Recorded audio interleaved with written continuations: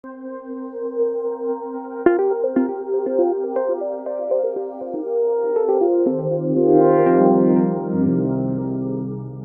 and thank you for joining us. My name is Mike Keating. I'm president of Vertical Incorporated.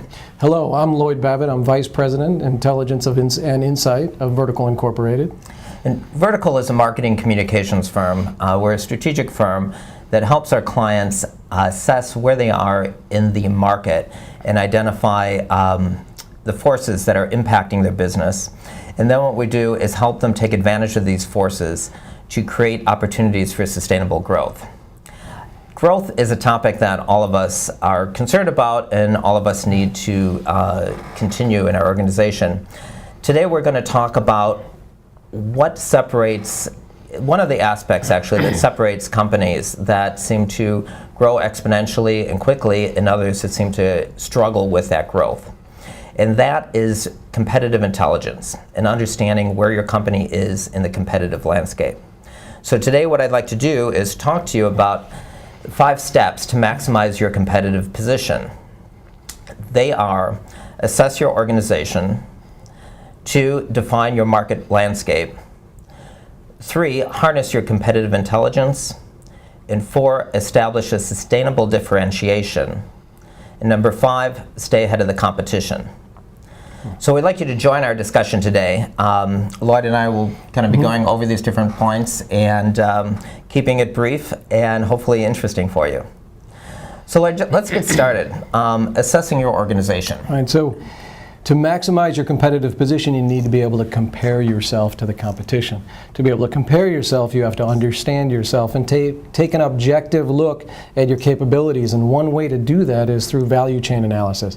Now, a value chain is comprised of all the different activities that your organization does and leads to the value of either a product, a service, or solution for your customer. So the key is to be honest about your organization, right? Look at your strengths and weaknesses across your value chain to make an assessment of where you might need to make investments in the future, and that'll lead you towards comparing yourself to the competition and eventually maximizing your competitive position. I know that sounds intuitive and natural, but I know also in our experience we found that organizations sometimes don't really take a close look or analysis of where they're at. I'm thinking of one client we've worked with a long time ago where they had a product that we felt really didn't fit in with their product mix. When we suggested that they discontinue that, their objection was that it created 15 to 20% of their sales volume, and they were hesitant to make that decision. But on closer analysis, we found that while this did constitute about 15% of their sales, the return rate among their customer base was extremely high. And when you looked at the actual cost and the value that it was providing, it really was, I think, causing more of a strain on the organization than a benefit. And that's a good example looking at getting into your product portfolio.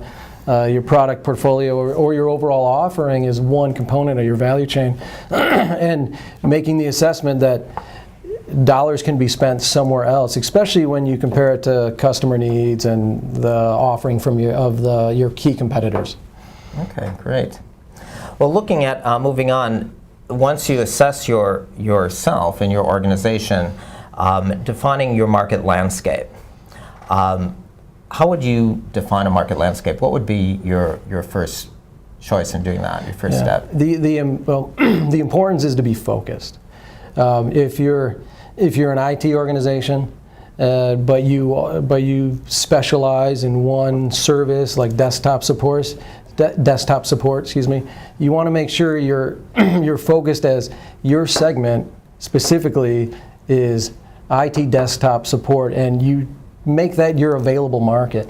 And this is important because when you get to trying to identify your competitive position, you need to be sure that the competitors are providing similar services, similar products, and would be constituted in the same market as you. So you would define the IT desktop support specifically as your available market. Now, other aspects as you look at the market that you want to pay attention to, there's key factors, there's historical growth, there's forecasted growth, there's trends, disruptive technologies that can lead the opportunity of new entrants, new competitors. But what's key is, first step is really understand your playing field, the market that you focus on, so then you can get to identifying the competitive set. Okay, and I think you're bringing up disruptive technologies. I think is very relevant, especially we talk about manufacturing in Illinois. I know that a lot has been said.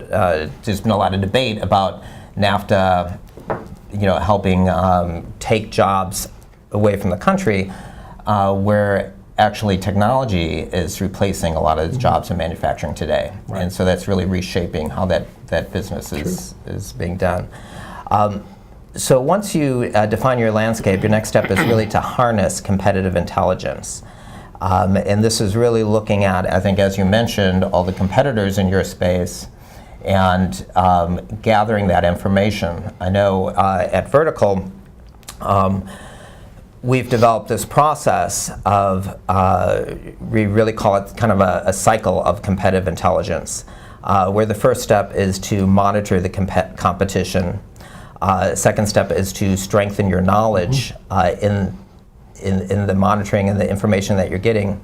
Third is to deliver that intelligence. But fourth, to keep the cycle going and to really keep fresh, is to customize the research, to take it to the next level of what you're doing.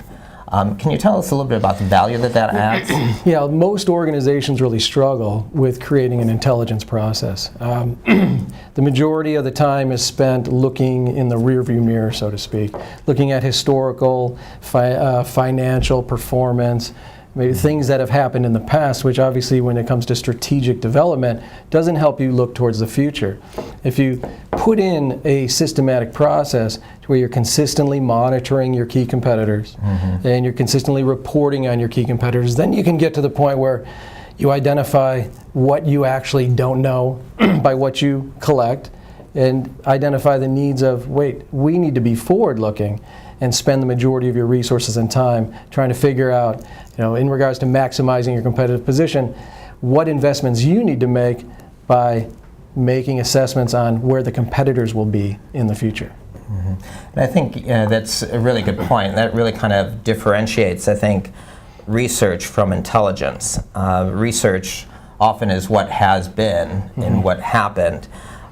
Intelligence is taking that information and applying it to other knowledge that you have and really looking at what is going to be and what you want to have happen in the future. Great. So, once an organization then has this competitive intelligence gathered, they really have done a great assessment of themselves, defining a sustainable differentiation. How do they take that information and do that? Yeah, that's a good question, and most organizations really are challenged with, first and foremost, identifying their own differentiator. Key components of what we talked about earlier: doing a successful value chain analysis of your own organization, right? Identifying your strengths. This competitive intelligence process allows you to identify vulnerabilities as well as strengths of the competition. Then you bring in the final piece we haven't really spoke about, and that's customer need.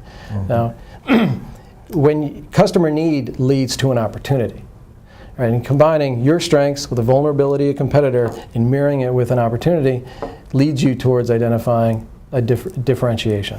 Well, that brings up, again, long ago, when I was first starting my career, I was working with this company, and they were a systems integrator. And at the time, CRM systems were coming into the market, and their specialty and the need that they really met well with their customer base was integrating these legacy systems with the CRM systems. And we had done a number of interviews with customers to really develop customer insight into their company. And what we learned was they seemed to do this far better than any of their competitors. And they had recruited experts across the country. They had 7 offices. They really seemed to have a strong offering. And to me, this seemed to be a strong competitive differentiation.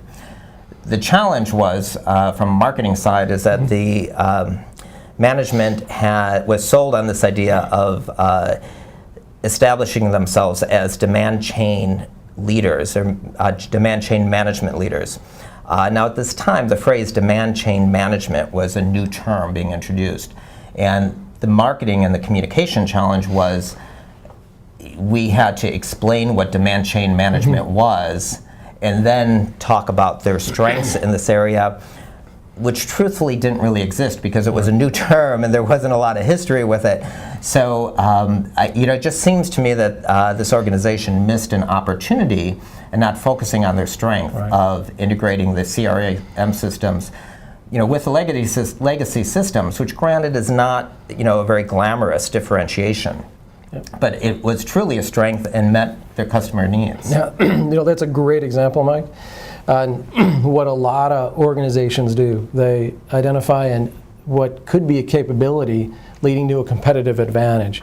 And for a short time, it would be known as a first mover differentiator. Mm-hmm. But in regards to a sustainable differentiator, I would challenge that probably wasn't sustainable. They were first to market, identifying a need and uncovering a need, but most likely other players in that same market would have been able to add on that capability or purchase that capability.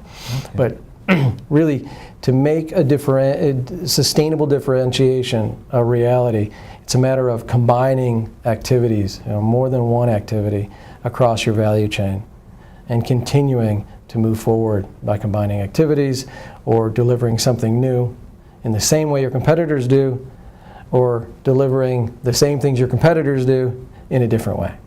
Okay, so it seems like to be sustainable, they still would need some additional homework or some forward-looking ideas to bring into that. They would have to bring something else unique that they offer the market that maybe on its own is a competitive advantage. Mm-hmm. With those two competitive advantages, you can make the argument that would be a sustainable differentiator for the future. But clearly, I think we can agree that sticking a phrase or a tagline along with a company is not a sustainable differentiation. No, it's not. Right. That's a great point. Great point. Good. Yeah. All right, good. Well, I'm glad we have some agreement. So, finally then, once an organization has defined this, how do they stay ahead of the competition, especially in volatile markets and industry seems to be moving much more quickly at a much faster pace than ever before? Well, that's a good question. Ideally, implement a systematic competitive intelligence process so you are always on top of what your competitors are doing, changes in the market, trends in the market. You'll be able to identify disruptive forces before you have to be reactive to them. Mm-hmm. But it's staying diligent to the process of identifying and analyzing your organization, investigating and analyzing the competitors, and identifying opportunities with customer needs, and that consistency will allow you to stay out in front.